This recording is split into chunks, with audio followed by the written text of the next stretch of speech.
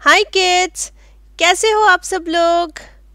आपको पता है आज का दिन हम सब के लिए बहुत ही ख़ास है, क्योंकि आज हम सब मिलकर और हमारा पूरा देश सेलिब्रेट कर रहा है गणतंत्र दिवस यानी कि रिपब्लिक डे को। इसलिए आज के ख़ास दिन के लिए मैं एक बहुत ही ख़ास कहानी लेकर आई हूँ। कहानी है हमारे ही देश के महान साहित्यकार प्रेमचंद जी की कहानी।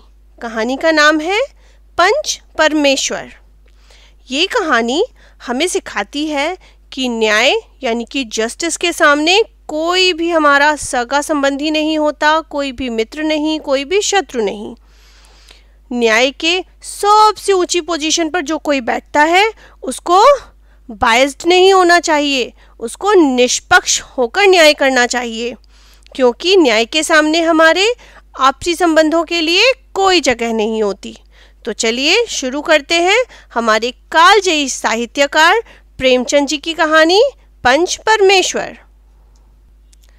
जुम्मन शेख और अलगू चौधरी में गाढ़ी मित्रता थी।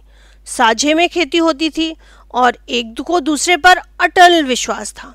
जुम्मन जब हज करने गए थे तब अपना घर अलगू को सौंप के गए थे, और अलगू चौधरी जब कभी बाहर जाते तो जुम्मन पर अपना घर छोड़ देते थे।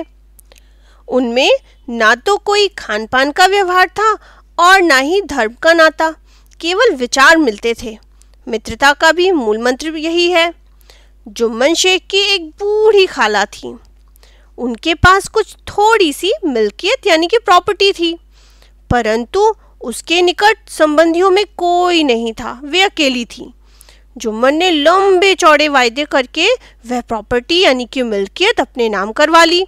जब तक दानपत्र की रजिस्ट्री ना हुई तब तक खाला का खूब आदर सत्कार किया गया, पर रजिस्ट्री की मुहर ने इन खातिरदारियों पर भी मानो मुहर लगा दी।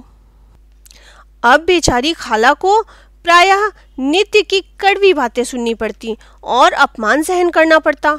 कुछ दिन उन्होंने सुना और सहा, पर जब सहा न गया तो जुम्मन से शिकायत की और अलग रहने के लिए गुजारे की मांग की।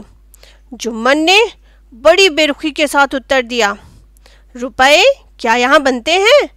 खाला ने नम्रता से कहा, मुझे भी कुछ रूखा सूखा चाहिए कि नहीं? जुम्मन ने गंभीर स्वर में जवाब दिया, तो मैंने कोई यह थोड़ा ही समझा था कि तुम परेशानी में आई हो।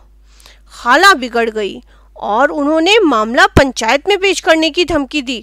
जुम्मन हंसे, जिस तरह कोई शिकारी हिरन को जाल की तरफ जाते देखकर मन ही मन हंसता है। वे बोले, हाँ हाँ जरूर पंचायत करा लो, फैसला हो जाए। मुझे भी यह रात दिन की खटखट पसंद नहीं। पंचायत में किसकी जीत होगी इस विषय में जुम्मन को कुछ भी संदेह नहीं था। ऐसा कौन था जो उसको अपना शत्रु बनाने का साहस कर सके? इसके बाद कई दिनों तक बूढ़ी खाला हाथ में लकड़ी लिए आसपास गांवों में दौड़ती रहीं। कमर झुककर कमान हो गई थी।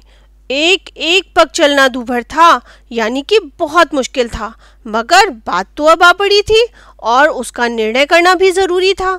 एक दिन संध्या यानी कि शाम के समय एक पेड़ के नीचे पंचायत बैठी। जुम्मन शेख ने पहले से ही सारा प्रबंध कर रखा था।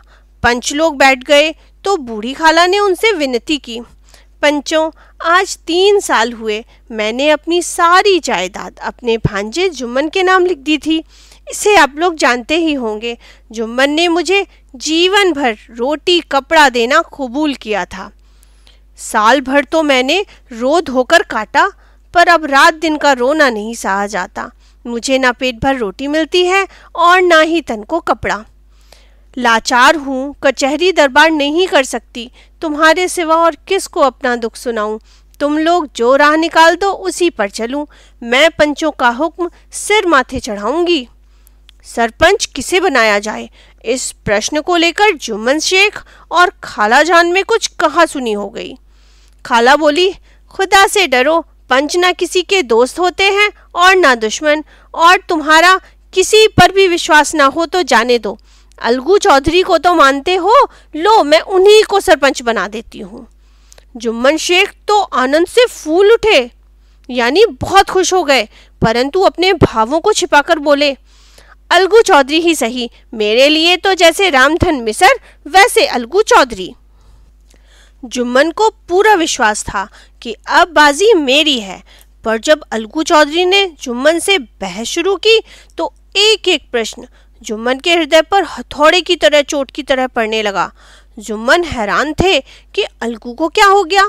अभी यह अलगू मेरे साथ बैठा हुआ कैसी कैसी बातें कर रहा था, इतनी ही देर में ऐसा काया पलट हो गया कि मेरी जड़ खोदने पर तुला हुआ है। क्या इतने दिनों की दोस्ती कुछ भी काम न आएगी? जुम्मन शेख इसी संकल्प विकल्प में पड़े हुए थे कि अलगू ने फैसला सुनाया। जुम्मन शेख, पंचों ने इस मामले पर विचार किया और उन्हें यह मालूम होता है कि खाला जान को हर महीने खर्च दिया जाए, बस यही हमारा फैसला है। अगर जुम्मन को खर्च देना मंजूर ना हो तो रजिस्ट्री रद्द समझी जाए। इस फैसले ने अलगू चौधरी और जुम्मन शेख की दोस्ती की जड़ हिला दी। वे मिलते तो थे मगर अब उन दोनों में पहले जैसी दोस्ती नहीं थी। जुम्मन के चित्त से यानी कि मन से दोस्त की कुटिलता आठों पहर पूरे दिन खटका करती थी कि किसी तरह बदला लेने का अवसर तो मिले। ऐसा अवसर जल्द ही जुम्मन के हाथ आया। अलगू चौधरी बटेसर से बैलों की एक बहुत अच्छी जोड़ी लाए थे। दैवयोग से जुम्मन की पंचायत के 1 महीने बाद ही इस जोड़ी का एक बैल मर गया। अब अकेला बैल किस काम का?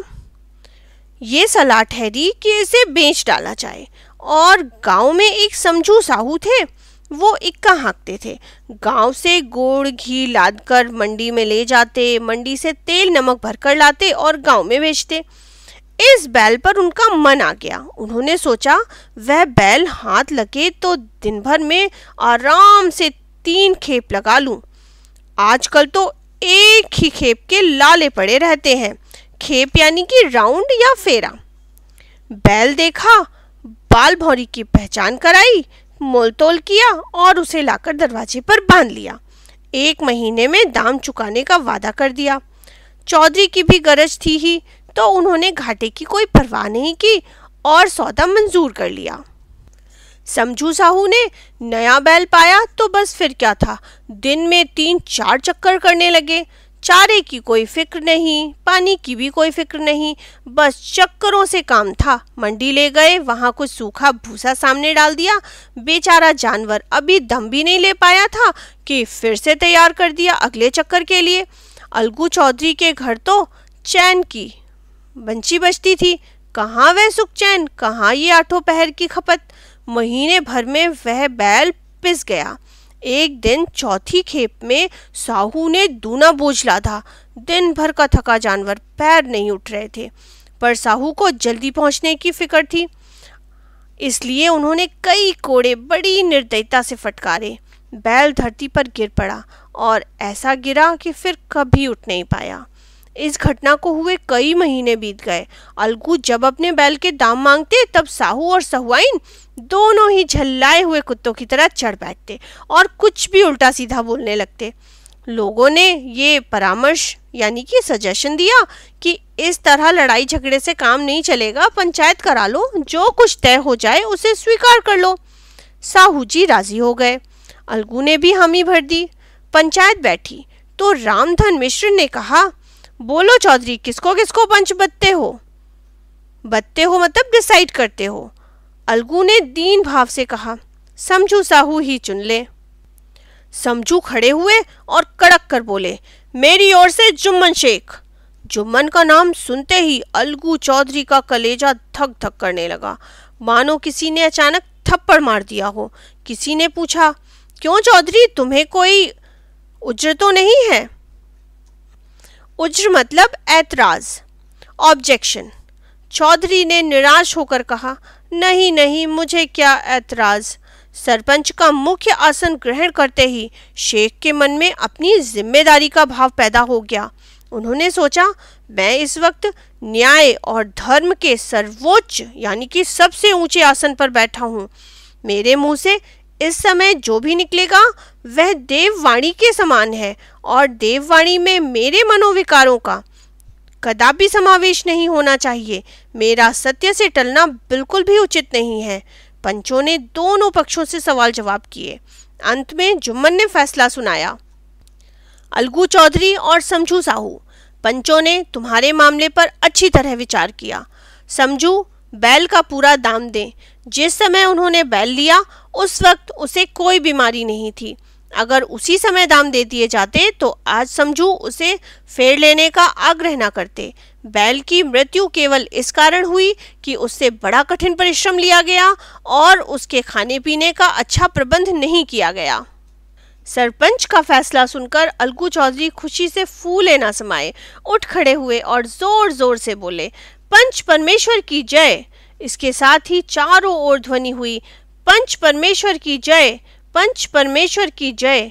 थोड़ी देर के बाद जुम्मन अलगू के पास आए और उनके गले से लिपट गए। अलगू भी रोने लगे। इस पानी से दोनों के दिलों का मैल धुल गया और मित्रता की मुरझाई हुई लता फिर से पनप उठी। और उस दिन के बाद अलगू चौधरी और जुम्मन शेख में फिर से पहले जैसी दोस्ती हो गई। तो बच्चों, कैसी लगी आपको आज की कहानी?